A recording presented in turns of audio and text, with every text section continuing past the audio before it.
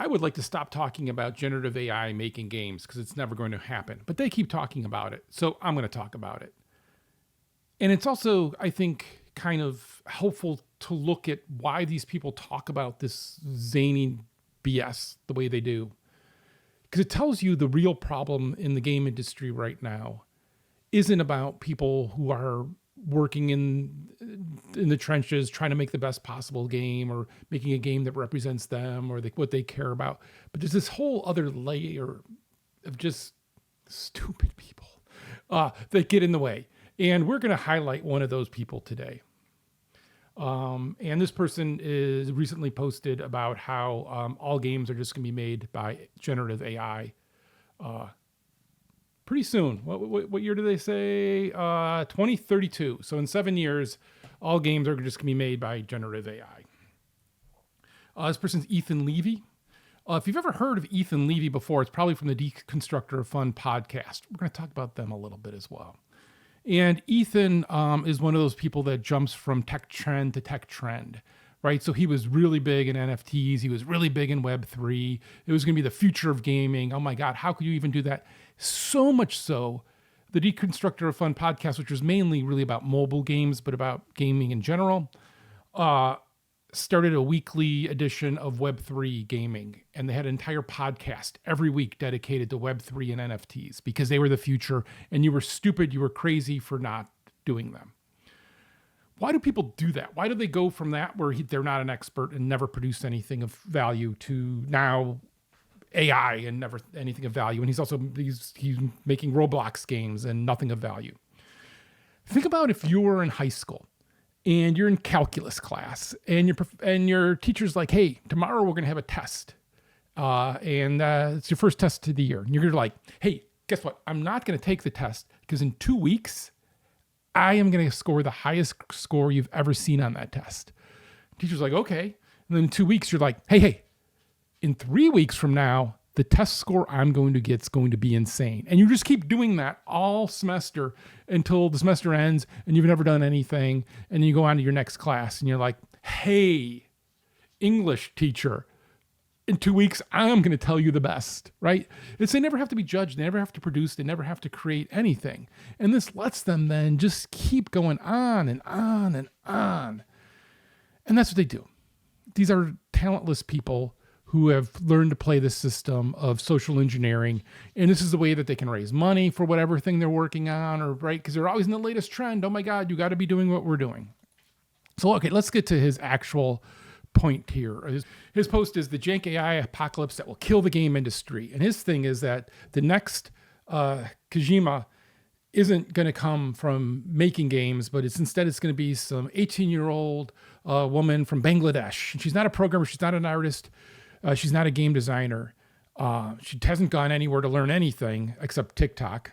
But she's going to, without writing a line of code, she's going to make the next giant hit because she's going to prompt generative AI. Okay.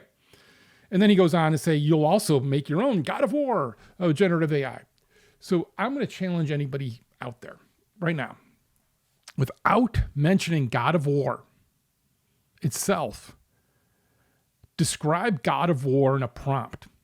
Describe this whole story, the narrative structure, the dialogue, the combat system, the combat systems, how they interplay, how combat feels, looks, and is encountered, the world. I'm still missing stuff like how it interacts, is a co-op single player. Like, you have to describe all of that in detail, because that's what games are. Games are a series of little tiny details piled together, right? From how your aim sways to what a double jump feels like to swinging a giant axe. All of that isn't just like you don't hit the button and say the giant axe swing. It's engineers and designers and animators and artists all going in and creating this feel so that it feels right and looks right and is just right for the game. And it's a lot of work, and it's a lot of detailed work, and it's a lot of feedback. It's a lot of iteration of like, oh, that's not quite right. Let's just tune it. And that's what make games take so long to make. It's not that they're trying for realistic graphics or anything else. It's just the tuning and the expectations of what a polished game is these days is a lot of this. You don't get that from a prompt. And you can't iterate on a prompt. You can't iterate on these complex systems. I've done these videos before. You can go look at them about like just the silliness of the one prompt to fly, and all it does is turn off gravity. That's not what flying is. And so you just see this again and again, right? And so the opposite side of this then is somehow that this woman in Bangladesh is a genius because she figured this nice, simple prompt that created this massive, complex game out of it. But that just kind of shows you how little that Ethan understands generative AI in general, right? Because either the prompt has to be this insanely complicated thing that you are going to be writing for the next 2 years, or he thinks it's a simple thing. And that makes me think that he's one of these people that think if they go to Netflix and click on movie and then click on horror and then click on the movie that comes out of that, they've created that movie. And again, that's because they've never created anything. They've never done anything. They've never been accomplished. So they think that's what it takes. They don't understand that it takes hard work and intelligence, right? And if you're wondering like, well, why do you listen to their podcast then? Because I wake up every morning and think I don't know anything. And I try to consume as much other information as I can so that I can compare it. And they often have good sources that they then compare to and you can see the real stuff, right? Because this is the same place that has the stupidest man in gaming, Philip Black, the game economist, who read a paper by Ben Cousins 15 years ago and still quotes that as the future for games because we're all still playing Battlefield Heroes, right? No, we're not. That you can look at Battlefield Heroes and TF2 at the same time and say that Battlefield Heroes was a success and TF2 wasn't is just crazy. And that is the game economist. All right, but I'm getting sidetracked here. I want to cut into myself here because what I maybe am not harping on and being clear enough is Ethan is saying somebody is going to create an entirely novel, never before seen, crazy experience with a prompt. So it isn't something that is derivative. It is not something like he's saying Kojima level, crazy, new, wild, out there from a prompt. A prompt is going to create something entirely novel. Generative AI only knows what has existed before it. Again, Ethan doesn't understand this. But so again, it's not that he's saying it's going to make just some game, some slop. It is going to make, in 7 years, something that like Kojima could just retire because everyone can just do this now, except only this one person can do it because only one person can. Again, it doesn't make any sense. It doesn't make any sense. But we're going to try to make sense of it. We're not. So what else does Ethan say here? Well, he says, and this is, so I'm just going to call this out because this is like a great example of how little these people think, right? Because again, it's about promotion. It's about talking this up. It's about being the guy, the hot guy, the guy who knows everything. You got to go, you see Ethan's post? You got to go talk to him about AI. He knows about AI in games. So as we're making these prompts, as we're going forward, he's insisting that there will be one platform to rule them all. What happens when entertainment medium, when the cost of production and distribution drop to zero and the supply product becomes infinite? Just ask the music industry. There's only one. Spotify, Apple, and YouTube. One.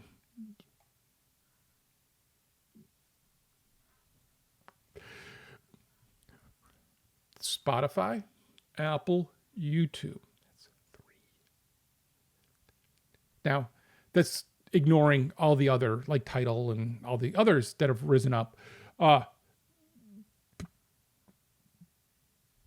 But that is probably the most basic math you can do. That is not even introducing like the tricky cousin of addition, subtraction. That is just the simplest addition you can do. You can probably ask your 2-year-old to do that addition. But it is beyond Ethan because it doesn't fit him. It doesn't help him. Right. And then like he goes on, I'll link to the article. He talks about that subscription and advertising will be the future for game monetization because don't we all want more subscriptions? There's no subscription fatigue. That doesn't exist, right? These people can't ever actually look forward and come up with something novel and unique. They need to always look backwards and kind of put it on, right?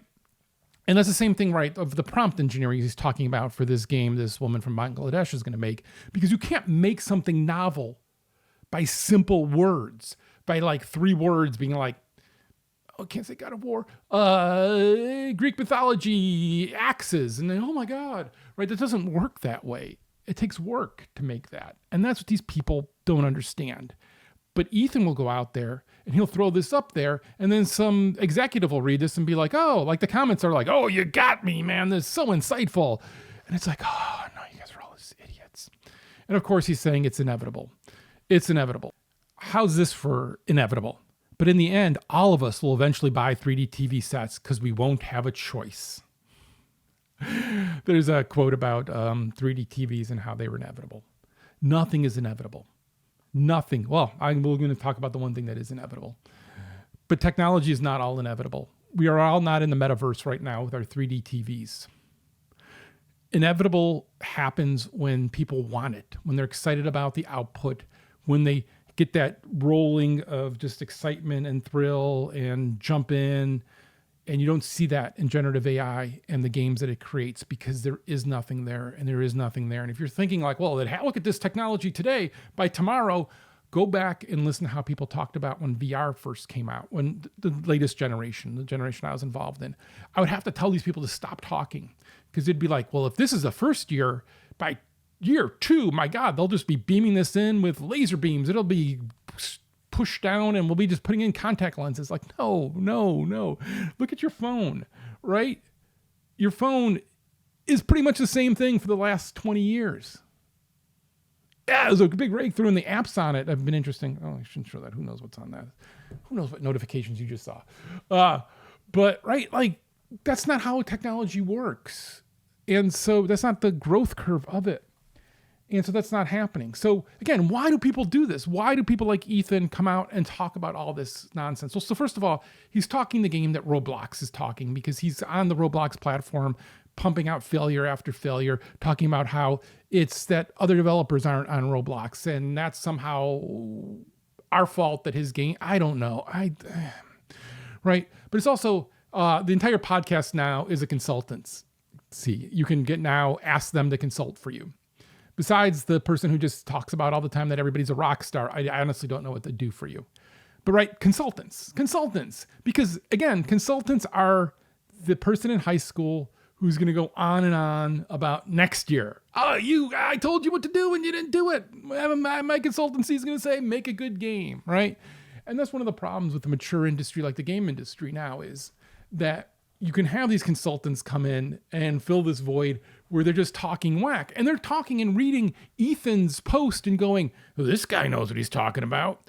Generative AI. We got to get on to some of that monetizing the woman from Bangladesh games stuff first. I don't even know. I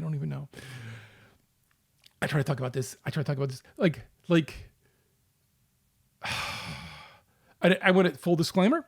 That podcast, Deconstructor Fun, has a Discord. They banned me from the Discord. Why did they ban me from the Discord? And this isn't just me being angry about that, because I don't really care. Because I didn't actually use the Discord, except for they were doing a podcast and they were promoting a far right-wing crazy podcast. And all I did was say like, hey, why? I went on the Discord for the first time and posted, hey, why are you guys promoting this crazy far right-wing podcast? And they're like, no, we're not. It's not far right wing. And all I did was go to the transcript on Apple and cut and paste the text from that podcast and put it into the Discord. And then they banned me for hate speech. That's the podcast that I said is right wing that you're promoting. Their whole thing is like they have never met a human rights they like, right? But they'll consult on your game and they will help you. And it's funny, right? Because you always see this of these people kind of do this, and the smart ones who are actually why I originally started watching the podcast or listening to the podcast are long gone, right? They've left. They have enough sense to bail out because they're like, yeah, you guys are kind of creepy. And then there's some other guys that like kind of dance around and they're like, eh. But it's these groups who don't know what they're talking about, who don't have to produce things, want to tell you how to make games. They want to tell people what they should do. And there's some executive at EA not EA so much. They at least mess up on their own, but there's some executive at these other companies that look and go like, well, hey, if I hire this consultant, I can blame the consultant if it fails. I know it's not my fault. And so they hire somebody like the deconstructor of fun people. And it's just like, and it's just this, I saw this so much with VR where people instantly become experts and you're like, you don't know what you're talking about. Like, you just don't know. And no, that's not the arc of development of how it's going to happen. But I get that you have to promise this thing that doesn't exist because then you can be the only one who has insight into it, right? Think about, like, if you're predicting the future, you have to predict the thing that nobody else believes in who's actually doing it. Because otherwise you're like, if I say, hey, I'm going to predict we don't have full self-driving cars everywhere in the world in 5 years. That's not very exciting. But if you remember last year, this guy predicted we're at general AI by last September. His YouTube account's gigantic because he's predicting the future. Who cares that he's totally wrong? And as people, we just do this thing where we just love this. Like, you can't be novel and come up with something creative and intelligent of the moment that's actionable because you're not smart. But you're smart enough to know that you can lie and make up a fanciful future that will never happen because no one's ever going to call you on it. I mean, look in the U.S. and politics. Hey, MAGA, where's your $5,000 check from Doge? How'd that work out, right? But we have to hear that. We have to suffer that. And this is a great example of that. And this is where the game industry, as it's maturing, is caught up in is, what is the future? What is the next big thing? What is going to happen? Well, let me tell you a fanciful story that I'm going to bail out of and take my consulting money and leave before I have to do. And as somebody who makes games, who plays a lot of games, who loves games, I really just want really well done things. Like, it doesn't need to be entirely novel and, oh my God, I never thought of this or whatever. Like, right, a lot of games are built off of things that are understandable. Like, even like something like Lethal Company that feels like it came out of nowhere, you can go back and trace its roots and have an understanding of where that game came from. And that developer was really smart in taking advantage of that and understanding that and executing on that. But the problem is, to do that, you have to have an understanding of what was made. You have to have a deep knowledge of that. You have to understand how things are made. And then, and only then, could you build something like that. And so consultants like these people, like the Ethan Levy's of the world, can't do that. If they could, they would be successful in their day jobs, but they're not. So what they have to do is sell you on this magical future. And that's just what more of this is. So I'll link to it. You can read it. You can laugh at it. But that's what's killing me. Like, I tell you what, that podcast, I don't need to drink coffee the day I listen to that podcast because something in it will wind me up enough. Which doesn't speak highly of me either, I guess. I don't know. But yeah, if you ever wonder why those people exist and what they do and what consultancy, it's all the same ball. It's the non-talented people projecting the future that they don't have to make.